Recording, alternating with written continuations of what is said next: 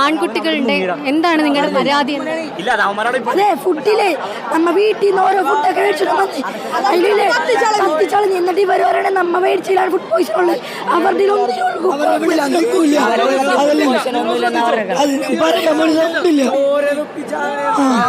സത്യം പറയാം.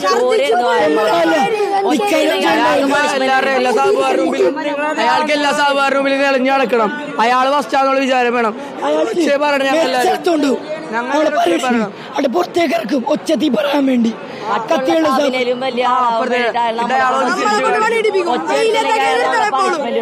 നിങ്ങളുടെ കോളേജ്, നിങ്ങളുടെ സ്കൂളുകളിൽ നിന്നൊന്നും ആരും ഒരു കാര്യം ഞാൻ പറയട്ടെ, ഞാൻ അവരെ സീനിയറാ. അപ്പൊ ഇത്രയും വലിയ ഇഷ്യൂ നടക്കുന്നത് ഇതിന്റെ ഇടയ്ക്ക് ഇവര് പറയുന്നു ഇവരെ ഇടിച്ചെന്ന്. ഇവരെക്കാട്ട് സീനിയറായി ഞങ്ങളെ ഈ സാബുമാരെ ഒന്നും ചെയ്തിട്ടില്ല. ഇതുവരെ ഒരു പണിഷ്മെന്റ് പോലും ഞങ്ങൾക്ക് കിട്ടിയിട്ടില്ല. ഇവര് 3rd ഫ്ലോറിൽ ബാത്റൂം പൊട്ടിച്ച് ഒന്ന് പറയട്ടെ പറയട്ടെ 2 പെണ്ണിന്റെ പേരിൽ അങ്ങോട്ടും ഇങ്ങോട്ടും അടി ഉണ്ടാക്കി കൈ മുറിച്ച് 3 മിണ്ടല്ലേ നിങ്ങളെ 3 ഇവര് JD പിള്ളേർ അതോ സീനിയേഴ്സ് നമ്മൾ നോക്കണം. കാരണം മൂത്ത രീതിയിൽ. അപ്പോൾ ഇവരോട് ഞങ്ങൾ പറയും ഓടരുത് പറയും. ഒരു സ്ഥലത്തുനിന്ന് ഒരു ഫുഡ് കഴിക്കാനാണെങ്കിൽ ഓടരുത് പറയും. ഇവരൊന്നും കേൾക്കാറില്ല. ആ സ്റ്റെപ്പ് 3rd ഫ്ലോറിലാണെന്നാണ് ഞങ്ങൾ കേട്ടിരുന്ന. അതിന് ചീത്ത കേട്ട് എന്റെ പൊന്നു ബ്രോ പറയട്ടെ പറഞ്ഞു കയറി. അത് 3 4 ഇവർ പറഞ്ഞ ഫുഡ് ഒട്ടും കൊള്ളത്തില്ല. ഫുഡിന് ഇഷ്യൂ വന്നു. അതിപ്പോ എല്ലാ ഹോട്ടൽസിലാണ് നടക്കുന്ന ഇഷ്യൂ എന്ന് പറയുന്നത് 20ഓളം കുട്ടികൾക്കാണ് ആദ്യഘട്ടം.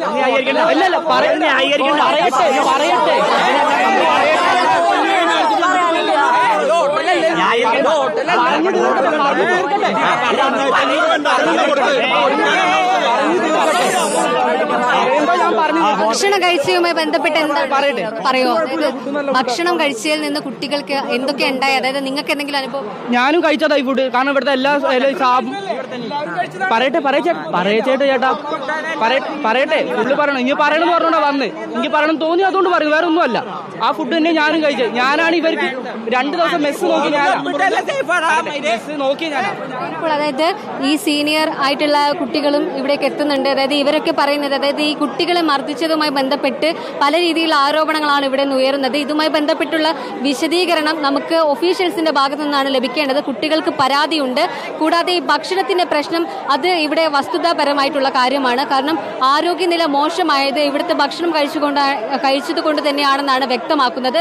കാരണം ഇവിടെ ഹോസ്പിറ്റലിൽ നിന്നും, അതായത് കളമശ്ശേരി മെഡിക്കൽ കോളേജിൽ നിന്നും ലഭിക്കുന്ന വിവരം എന്ന് പറയുന്നത് കുട്ടികളുടെ ആരോഗ്യനില തൃപ്തികരമാണെങ്കിലും അതായത് ഒരുപാട് കുട്ടികളെ ഇത്തരത്തിൽ ആശുപത്രിയിലേക്ക് പ്രവേശിപ്പിക്കുന്ന ഒരു സാഹചര്യമാണ് ഉണ്ടായിരുന്നത്.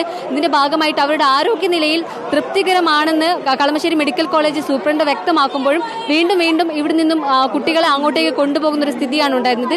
ആദ്യഘട്ടത്തിൽ പോലീസ് വ്യക്തമാക്കിയത് ഒരു മെഡിക്കൽ ക്യാമ്പ് 518ഓളം കുട്ടികൾ ഉള്ളതിനാൽ തന്നെ ഇവിടേക്ക് എത്തിച്ചേരുമെന്നാണ്. അതിന്റെ വിശദാംശങ്ങൾ നമുക്ക് ലഭിക്കേണ്ടതുണ്ട്. കൂടാതെ കുട്ടികൾ ഇത്തരത്തിൽ ഉന്നയിക്കുന്ന ആരോപണങ്ങളിൽ വിശദാംശം ഉണ്ടാവണം. ഇവിടെ ഇപ്പോൾ MLA ഉമാ തോമസ് ഉള്ളിലേക്ക് പ്രവേശിച്ചിട്ടുണ്ട്. കൂടാതെ NCCയുടെ ഹെഡ്ക്വാർട്ടേഴ്സിൽ നിന്ന് വരെ അധികൃതർ ഇങ്ങോട്ടേക്ക് എത്തിയിട്ടുണ്ട്. പക്ഷേ ഇപ്പോഴും നിലവിൽ നമുക്ക് വ്യക്തമായിട്ടുള്ളൊരു മറുപടി എവിടെ നിന്നും ലഭിച്ചിട്ടില്ല. വലിയ സംഘർഷാവസ്ഥ തന്നെയാണ് തൃക്കാക്കര KM കോളേജിൽ ഇപ്പോൾ നടന്നുകൊണ്ടിരിക്കുന്നത്.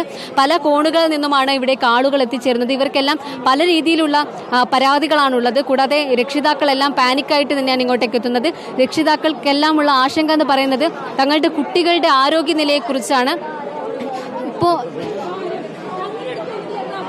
മോളെ